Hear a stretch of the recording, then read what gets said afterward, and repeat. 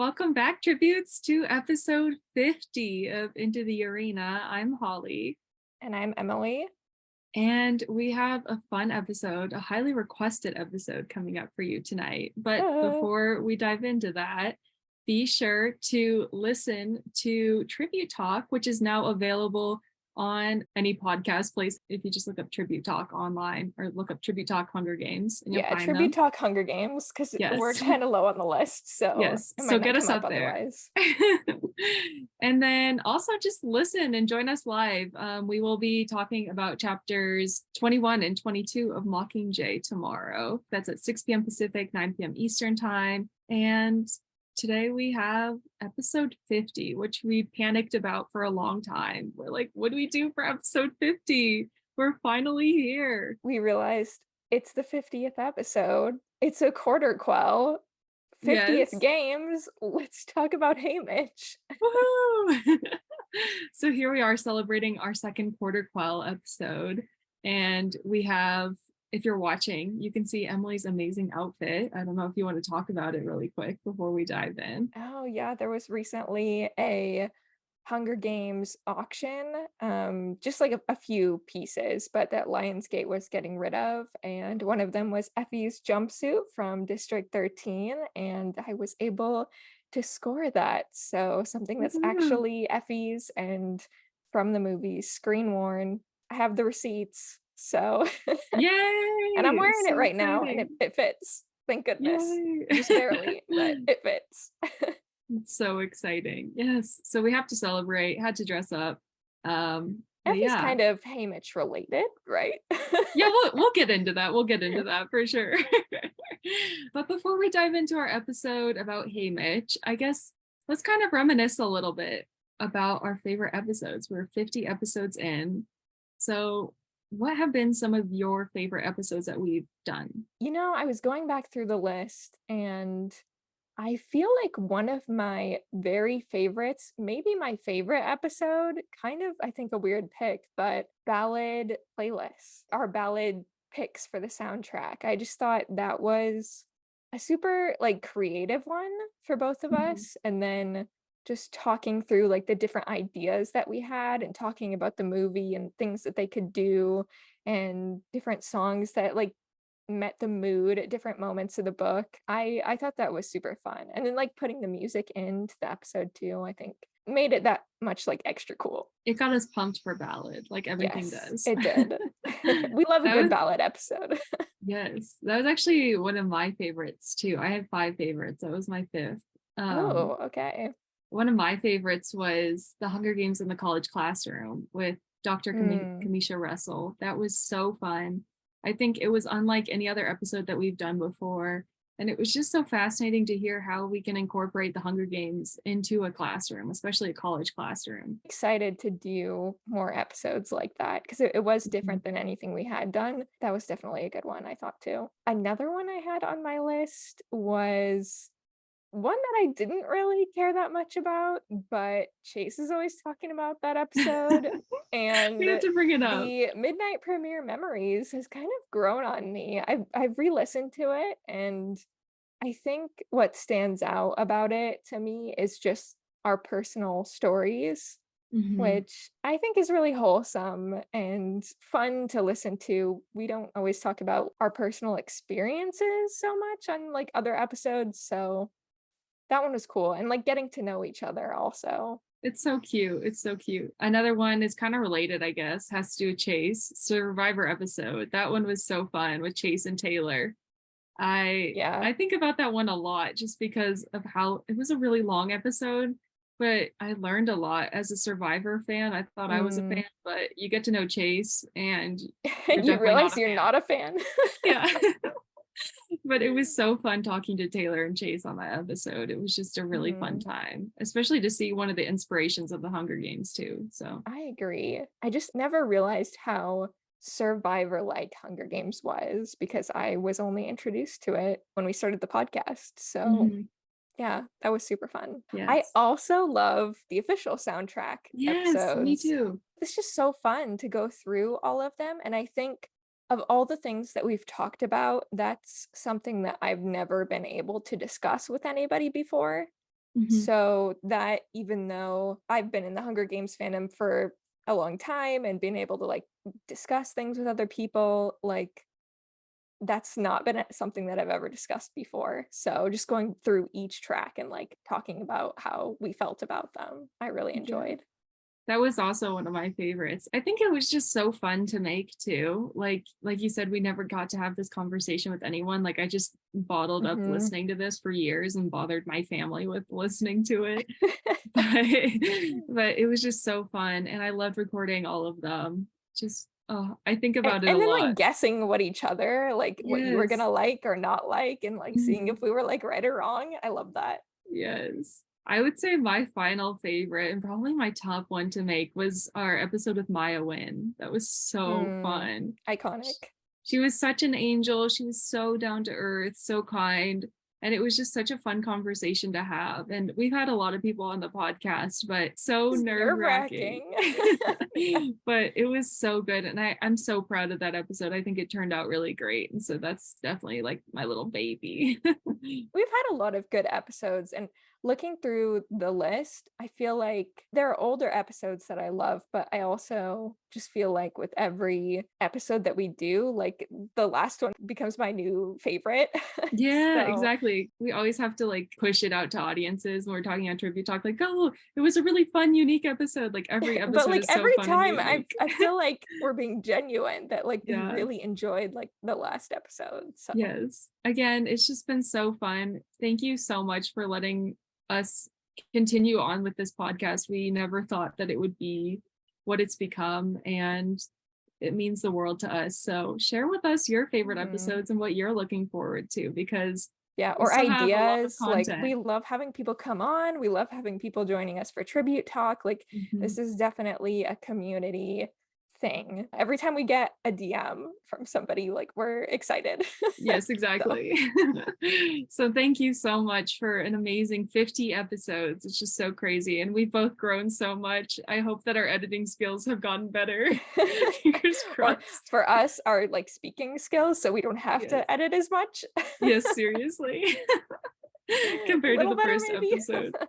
Well, one of the ideas that I had really quick for our 50th episode was to re-record our first episode because that's the episode everyone goes to and it just It's frustrates me so so much. painful. Oh my gosh, So bad. we should just re-record it and just, like, switch out that audio. Yeah, this is the number one No actually. one will ever know. Yes. But I guess without further ado, let's dive into our quarter quell episode, all about Mm. Haymitch. So many people have been asking for this episode. Like, if we had, this is probably the most recommended episode that we've had. So, Yeah, I mean, I guess it makes sense because of character episodes, like, we did Katniss first, we mhm. did Gale, we did Peeta, we did Effie because I love Effie, and so kind of to round out the team, I guess, Mhm. Haymitch is up next. So I guess let's talk about his backstory. He has a very, very sad backstory, as we're all aware. Mm. Well, he's from District 12, from the Seam, and he gets reaped for the 50th Hunger Games, wins, and then becomes a mentor all the way through the Games and Catching Fire. He lives a very lonely life, which is very Yeah. sad And he's because rich. he's I lonely, always but have to he's mention, rich. like, who's rich. He has money, okay. But he had a brother and he had a mom who passed or who were murdered. Did not pass away, they were Murdered. murdered Uh, by Snow, along with his sweetheart that he had at one point. So he lives a very lonesome life. I don't know what word I'm looking for, a very lonesome life. yeah. And he's like our tortured baby that we love and we protect. We do love him. We love Haymitch. What's our favorite Haymitch quote? I picked mine. It's actually from this past week of tribute talk. I was reminded of this quote. It's at the part where Katniss is getting frustrated with Peeta being hijacked and she's just Mm. has no forgiveness for him whatsoever and has taken it out on him. And Haymitch goes, "You and me, we made a deal to try and save him. Remember, try and remember." And even though, of course, it's a quote about Peeta, it's just me, but it's just so meaningful because it relates to Katniss and Haymitch's relationship that they had, and that they're all three of them are looking out for each other, but Haymitch knows what Katniss is going through more than anyone else close to her.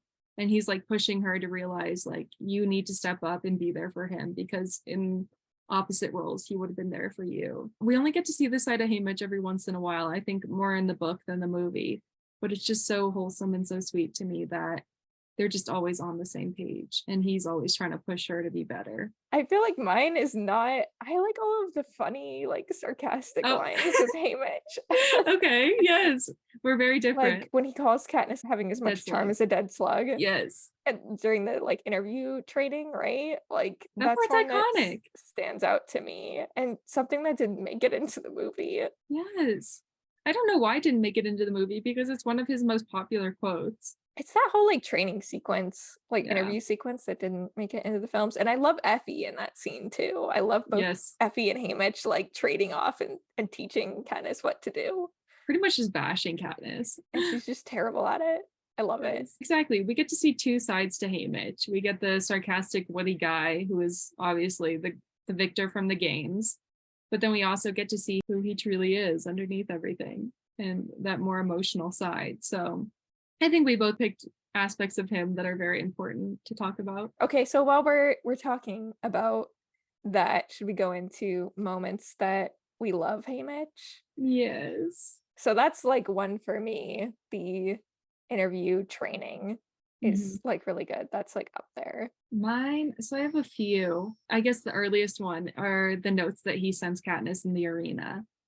I think Mm, just how they're always, like I said, they're always on the same page and they always are able to communicate with each other, even when there's no sense of communication between the two of them. Like he's literally just sending her notes.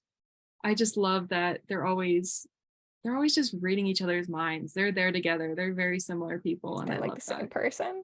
Yeah, I love that part. I like the moment where this is a movie moment, but when they're going to the hovercraft before she goes to the games, Mm, and he just encourages her and like tells her she can do this. I like all of the Haymitch Katniss moments. mhm. Like we were talking with Ronnie in Catching Fire scenes where it's telling her to like wake up and how things really are. And I don't know, even though it's kind of a mean moment, like he hugs her at the end. Yeah, And it's like super sweet between the two of them. yeah. Just him being there for her on the victory tour too, Hmm. being there for Yeah. her and Peta, just because he is so supportive and like he's been in their shoes before. And even though he hasn't, well, he has been in a sense of rebellion because of the acts and the games, but he just understands what they're going through. And again, he understands Katniss more than anyone else, I feel like, in the trilogy does. One of my other ones is when he votes with her at the end of Mockingjay. Because again, they're on the Mm, same page. They yeah. always know each other.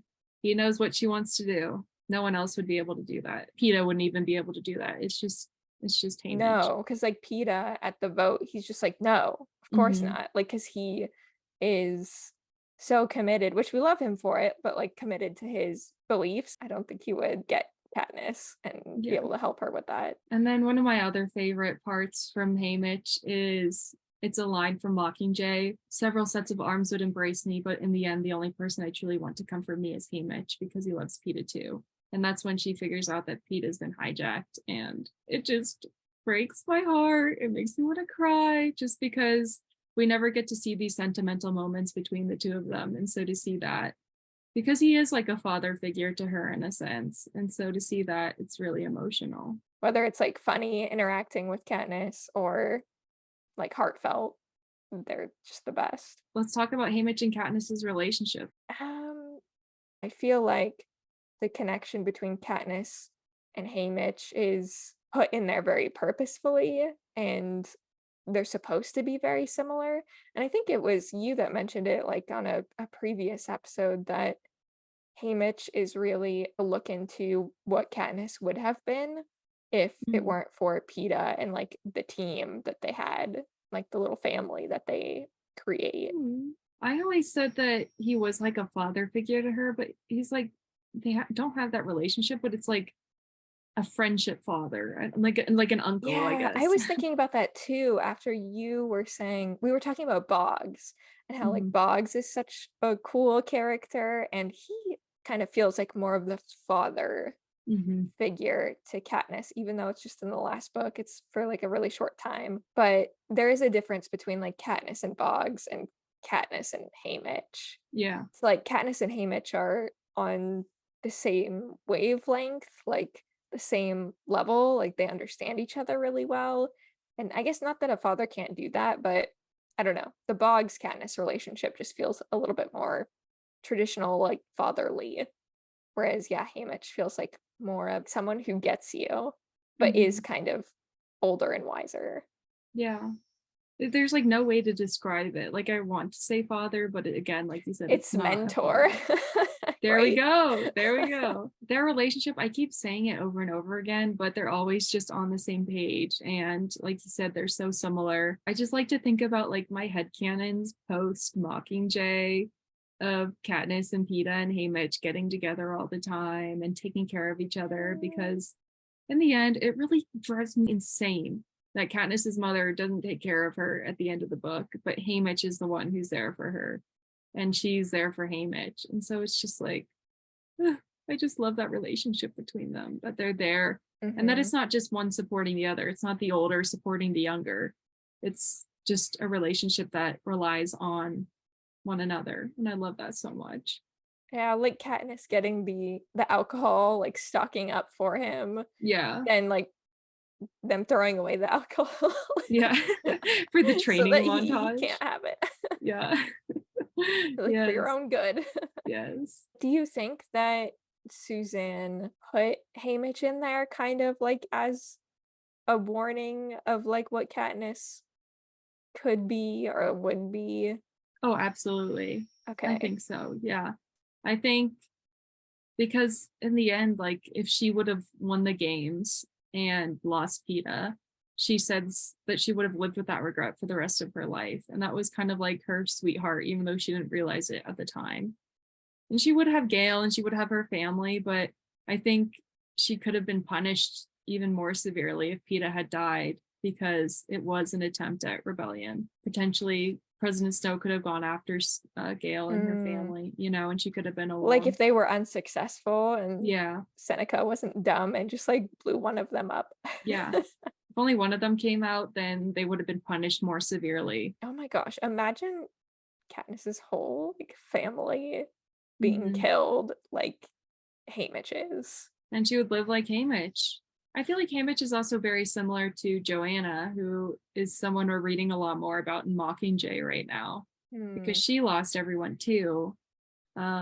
And she has severe PTSD and mental trauma, and that's what Haymitch struggles with as well. I kind of wish that there would have been more of a relationship there as well, just because they are dealing with the same thing, but they're both essentially like very similar characters to each other. I feel like we really haven't talked about like his games Mhm. because like one of my favorite parts of Haymitch too is just when he is so smart Yes. and figures out what to do in the arena. Like he's so dead set on, I don't know. I don't know if he has the idea to, do you think when he's walking to the edge, like he has an idea of what might be there? I feel like he kind of does.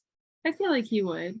He's smart enough to understand that there's like got to be an end to the arena. Like he may not know for sure it's a force field or something that's going to help Mhm. him, but it might be. He's just very smart. I feel like another favorite quote of mine is when he's at the interviews and Yes. says that the tributes are going to be just as stupid as usual. So, Yes. do you think he's pretending and like putting on a front in that moment that he's like completely superior to everyone else, or he like genuinely believes that? I think it's so hard because we don't know Haymitch when he was younger. Like we only Mm. know post If games he's like Haymitch. not necessarily grown, but like changed. Yeah.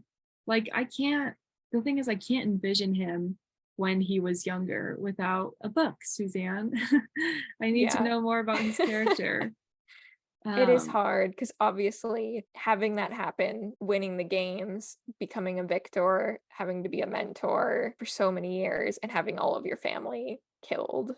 and Mhm. people who are close to you, like, would definitely change you. See, when I envision young Haymitch, I kind of picture him as like the smartest person in his class. Like, I think he's very popular. He's very like outgoing. He's witty. I think he was so smart. And I think that that was just something that behind the scenes, they're like, we're going to craft you and we have to kind of play this up a little bit. Mm, And so I don't think he would be cocky going into a games, especially a game where there's 48 tributes. But I think because he was reaped, he didn't volunteer, he was reaped. I think that he's just kind of playing it up. But I think that kind of goes towards what his character originally would be like back yeah, at I school. can see that.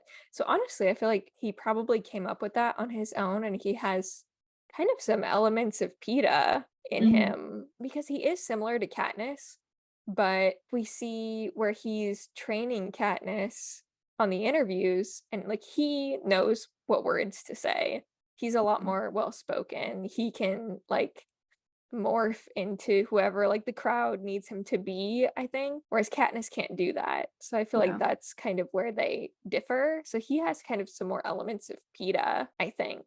Yeah, he's a very versatile character. He can just kind of turn it on, I feel like. Especially if he has a girlfriend back home. He's probably Mr. Witty, sarcastic, outgoing, like It's like, wait till she sees this. yeah, exactly. I wish Yeah. we knew more about like his girlfriend. Like, I don't know. Just his It would backstory in the be scene. sad, but Yeah. See, that would be an interesting book, would be from his perspective. I mean, it's not something that we need necessarily, right. but I think it would provide more, it would fill in the gaps a little bit more. And it would show us Pan Am at a different time. I mean, 25 years before, 24 years before. Maybe we could get that, and also Plutarch doing his kind of like backstory, like Yeah, revolution starting. exactly. Some Yeah, we could see Tigress it from stuff. there. All right, Plutarch, Tigress, Haymitch book, Perfect book. alternating perspectives. There I'll we go. take That's that one. all we need. Yes. Because a Haymitch book is not like scale of 1 to 10. I feel like it's kind of like a 6 for like how much I would want that book. Really? I would want a But 10 like out of 10. I guess in comparison to like other books, like if I had to choose. Really? See, that would be my 10 out of 10. If I could ask Suzanne to write me a book about anything, it would be about Haymitch's games, Haymitch's Really? life. I'm just really interested in like what went on behind his story. I think to me, Haymitch is one of the most fascinating characters out of the whole trilogy. Or out of all 4 books, I guess. But we also like know how it ends and like Yeah, know but we don't know how it why. begins. Dun, dun, dun. Okay. It begins with Haymitch is a District 12 citizen in the seam. Yes, but we don't know about him. And I think it would be cool to see like what the games are like from a middle Yeah, and standpoint. I more don't of know. his thought process, I guess. Yeah. I We can go into like frustrating moments with Haymitch. Oh God. I feel like in the arena, I get a little bit annoyed with him from just like what we've barely seen of like him, like he cares about Maisily, but like Mm. not as much as I would like. Like I want to know what his thoughts are. Just kind of like, yeah, let's just like split up now. I mean, that's fine. I think I he's a don't very know. straightforward dude. I think he's very Yeah, it's like very he's matter of very fact. realist. Like I get it, but He was like a realist. He's like, here's the thing. One of us is gonna die. here's the thing. One of us might die, one of us might live. We can't do it together. But they could have like kept working together, and then if they're the last two, then just let the Mutts decide, you know? Ooh, I don't know. that would I be mean, the hard. You Mutts don't did want to die at decide, the hands but of a mutt, though. well, Maisie did. Those are rough. When we Not the talk candy about, pink birds. yes, Mainstay Pro, Slicing we and cannot not dicing. bring up Mainstay Pro during a Haymitch episode. Like, Oh come yeah. on. Who needs a Haymitch book when we have that? They did an amazing job. They did a really, really amazing job. And that's It's my like Haymitch. That's you my young want that to Haymitch. be in the movies, but also how could they top perfection? Exactly. They couldn't. Even They Francis couldn't. Lawrence couldn't They were even attempt scared. it. Yeah. It's just amazing to think about it. Like I remember reading Catching Fire for the first time and thinking about how amazed I was that Haymitch won a games with double the tributes. I think that's pretty phenomenal. It was a very deadly arena. Yeah. So, which I think like in a normal games, they couldn't make it so like deadly all over the place, Hmm. but because there were double the amount of tributes, like They it could could just have get away with we could killing. get through those deaths real Woo, quick. woo, woo. Yeah. I remember being really surprised and really proud, a proud mother of Haymitch. Yeah. I can't I, imagine winning those games. well, I can't imagine going into those games. The Oh odds yeah, it'd be are so already scary. stacked against you. Are there any other moments that are frustrating for you with Haymitch? Ugh, I feel like I my know what biggest you're pet gonna say. peeve. Yeah, you It's on know my what I'm gonna list say. too. My biggest pet peeve from the entire trilogy is when Haymitch doesn't let Peeta in on the plan at the end of Catching Fire. For what? For For who? why? It doesn't add up. Somebody It does explained to not. me why they couldn't tell Peeta. Peeta was not being watched like Katniss, like at all. I mean, I guess he should have advocated more I think he should for have, because PETA. he's all about, we're a team. What team? You're What not telling team? half your team. Wildcats. You're not telling your team anything. That is my biggest pet peeve of the whole trilogy. And so he wins my biggest pet peeve of the whole trilogy award. If PETA had known, so much could have changed. Mm-hmm. So much could have changed. And that is kind of on Haymitch. Like, Haymitch could have just told him. There's not one reason. Like someone could write me an essay and I would be like, none of this I don't buy. I don't buy What it. if Haymitch didn't know fully until... Oh, he knew. Remember who the real enemy is. He knew. I know. Otherwise, he's a pretty okay as a character, I guess. We still respect him. We still love him. Yeah, he has a lot of like really good moments. Even on Tribute Talk, like we were just talking about the scene where he tells Katniss to get it together Mhm. and think about like the situation in reverse. If she had been hijacked, like PETA would be working so hard to get her back to a good place. Haymitch really cares for both of them, I think. I mean, I think it's so kind of too. weird because in the first games he had to kind of pick a tribute, but obviously PETA wanted to protect Katniss as well. So I think that Mhm. choice was just kind of made for him, but they both survive and he really does care about them both. To kind of conclude things, do we have some Haymitch headcanons we want to talk about? The only headcanon that I had was something that came up when we were reading Catching Fire.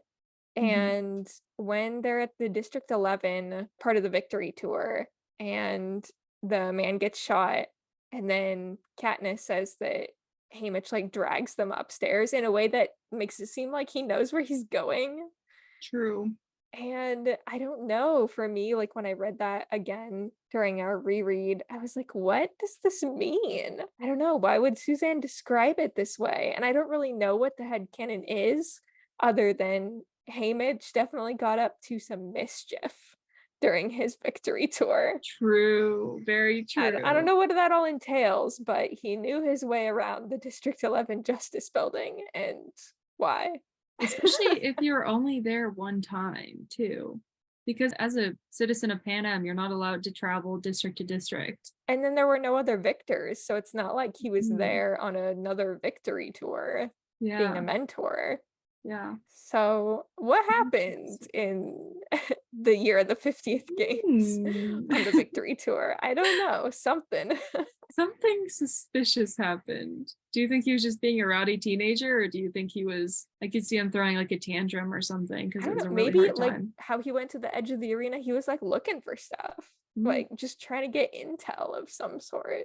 Look at you. I don't know. The only headcanon I had on here was Hayfie because we talked about it in our Effie episode, but that's all I have. There's like none of that in the book. No, it's just in the movie. I feel it's nothing. The stupid kiss at the end of Mockingjay Part 2. It's that But stupid like kiss. that kiss was driven by the fact, because they wouldn't have put it in if the fans weren't like, oh, like Effie and Haymitch, what? So like I feel like there was chemistry in the films between the two of them. They're like leading mom up and to dad. that, and then they just like sealed it with a kiss at the end. Seal it with the kiss. Oh my gosh. That's the only headcanon I have, because Effie gets saved at the end of We've talked Mockingjay. about like they definitely don't get together, or maybe they get together but don't like stay together. They I like don't try I it don't see out. a long-term relationship between the two of them. They try long distance and it just doesn't work out. They're just a Yeah, boy from the right. seam, a girl from the Well, like, capital. is Effie gonna come to District 12? Absolutely not. No. Maybe the war humbled her. Maybe. Mm, I don't think so. I mean, I feel like she was humbled in Catching Fire, and like we see that a little bit, but I think that's like as much growth as she gets. Like I don't think she can become any more self-aware or humble than what we see in Catching Fire. And still it's not like totally there. Yeah, I don't know. Hayfie forever in our hearts, I guess. I want to know the fans who really Never in our supported it. hearts. The I do Hayfie not. hate club. I just want to know what people's thoughts are on Hayfie. Like, do we believe in it? Do we not believe in it? Because clearly we don't like it, but I want to know the fans who are a supporter of it. So I'm gonna leave a comment or like a question in the Spotify poll. Do I'll you ask. support Hayfie? There we go. We should ask this on our Hayfie, story Hayfie. too. I'm I so want to know what curious. the populace thinks. Yes. They have great chemistry. I cannot deny that. Like Woody and Elizabeth Mhm. thinks like they do, but the characters, no, I just can't. Absolutely not. Yeah, well, sweet. That was our second quarter quell. We just went into the games just like Hamish did. We survived. We'll see what we do for our third quarter quell Yes. 75. Let us know what we should do. Let us know. 50-ish weeks in a year, 52. Half of that if we do every other week is like 25. So a year from now will probably be around our 75th and it'll be Ballad, the Ballad movie Yay! coming out. It all It's comes actually down like to ballad. this episode is going to come out as close to it'll be our closest episode to 1 year from Ballad. So Ah! that's kind of newsworthy as well. Happy 1 year until ballad. Oh my Yeah. goodness. So exciting. Well, sweet. And speaking of ballad, join us to talk about ballad every Monday night on Tribute Talk at 6 p.m. Pacific, 9 p.m. Eastern time with all our friends. And again, if you missed it at the beginning, you can now stream the podcast anywhere that you find podcasts and just look up Hunger Games Tribute Talk and you'll find it there. Until next time, happy Hunger Games. Maybe that's be ever in your favor.